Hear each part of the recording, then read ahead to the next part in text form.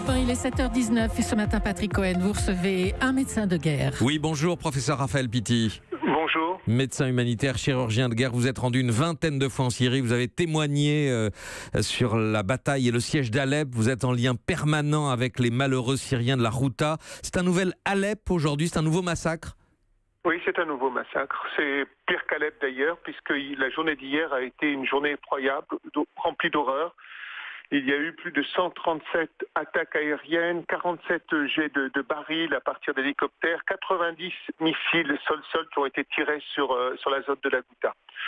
Jamais autant les Syriens ont eu à supporter une telle attaque. Hier, en tout cas toute la journée, il y a eu 6 hôpitaux qui ont été totalement détruits. Les gens vivent dans les sous-sols pour se protéger.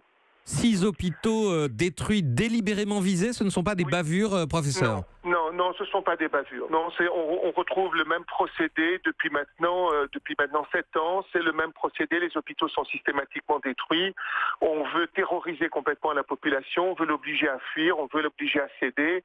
On est dans un état de siège qui dure déjà depuis plusieurs mois. La population est affamée. Il y a des enfants qui meurent. L'UNICEF l'a dénoncé. L'ONU l'a dénoncé. L'ONU a demandé une trêve de 1 mois qui n'a pas été acceptée par les Russes.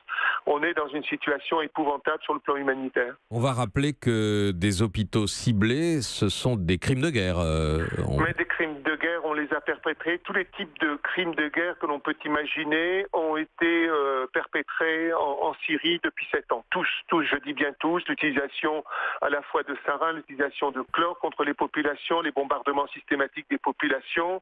On a terrorisé et tué les médecins, les soignants. Tous les crimes de guerre ont été perpétrés et à chaque fois, systématiquement, la Russie se fait complice, considérant que le moment n'est pas venu, qu'on est au bout de la guerre et qu'il y a un cynisme qui est épouvantable. Ouais. Est-ce que vous savez que Lavrov, par exemple, a déclaré que l'expérience qu'ils avaient tirée d'Alep leur permettrait aujourd'hui de pouvoir liquider rapidement la Ghouta? C'est terrible d'entendre ça. Dans le cas de la Ghouta, quel est le but des Syriens et des Russes? Il faut rappeler qu'on est à quelques kilomètres de Damas, et même quelqu'un le rappelait hier de la représentation de l'ONU à Damas en Syrie. Oui. Vous avez dit terroriser la population, exterminer même, certains disent cela, Raphaël Pitti? Oui, absolument. On est en train de terroriser totalement la population. On veut la faire céder, comme si, de manière à ce qu'elle tente de fuir un peu ce que nous avons vu à Alep, pour qu'à un moment donné, les rebelles qui sont dans la zone de la Ghouta déposent des armes et demandent à partir. Et on va revoir le même schéma, c'est-à-dire qu'on va voir ce que nous avons vu à Alep, une population qui sera autorisée à sortir pour aller se diriger vers la zone de Idlib, vers le nord-ouest. On va les pousser à partir pour ceux qui veulent partir, ainsi que les rebelles qui vont partir vers le nord-ouest. Ce sera le but de la négociation qui va certainement se faire dans les jours qui vont venir.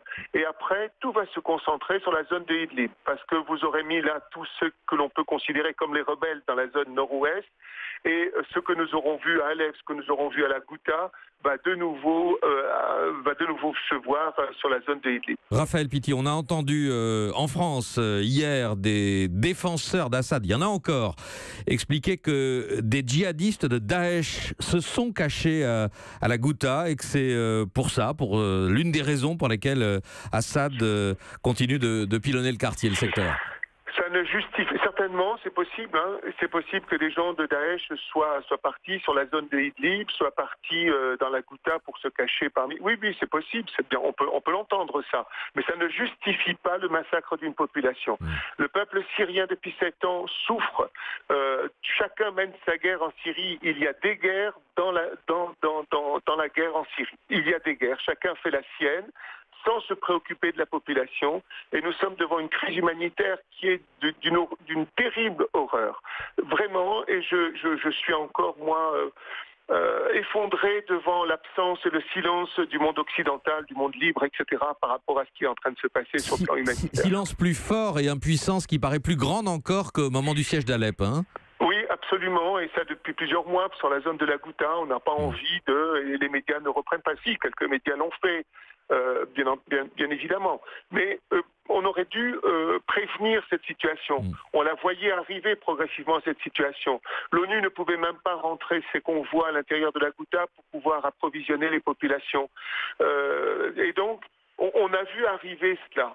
On a vu arriver cela et maintenant nous sommes dans la dernière partie, je pense, la partie terminale où on veut essayer de détruire une bonne fois pour toutes le moral de cette population et en même temps de l'effrayer, de la terroriser, de la massacrer. Merci professeur Raphaël Pitti d'avoir témoigné en direct sur Europe 1 ce matin. Je rappelle que vous êtes médecin humanitaire, chirurgien de guerre et en lien permanent avec les Syriens sur place. Merci à vous.